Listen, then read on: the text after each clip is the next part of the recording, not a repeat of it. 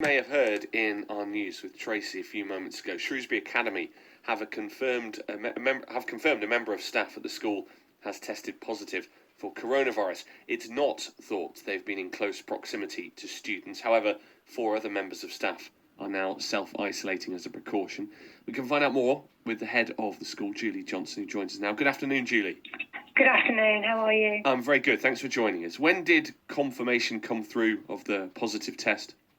So we had confirmation. We've been working on the guidance, following guidance from Public Health England, and the guidance came through at the weekend, the positive case, that the member of staff did not contract coronavirus whilst on school site, and the member of staff immediately, the minute the member of staff became symptomatic, self-isolated. That then allowed us, when we had the result positive, to track and trace and obviously look at the movement history, where we also have then requested that 4 other members of staff have go into self-isolation.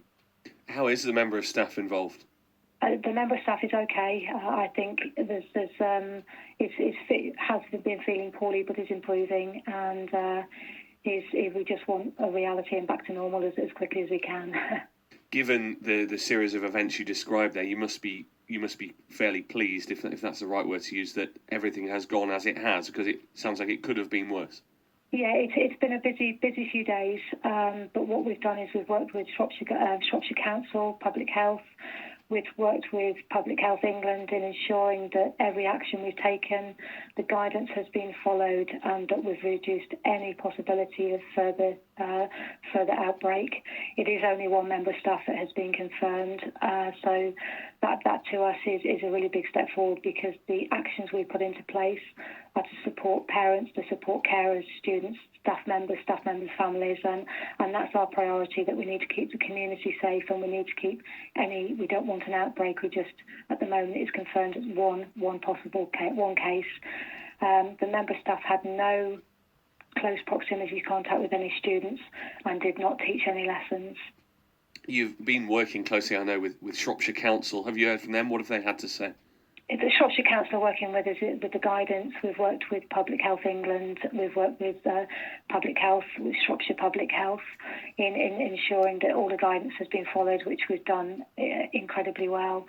We're a team, and we have to work together in cases like this. This is not just a one-setting decision. You work with a multi-agency team to ensure that everything is okay, and we minimise any further risk.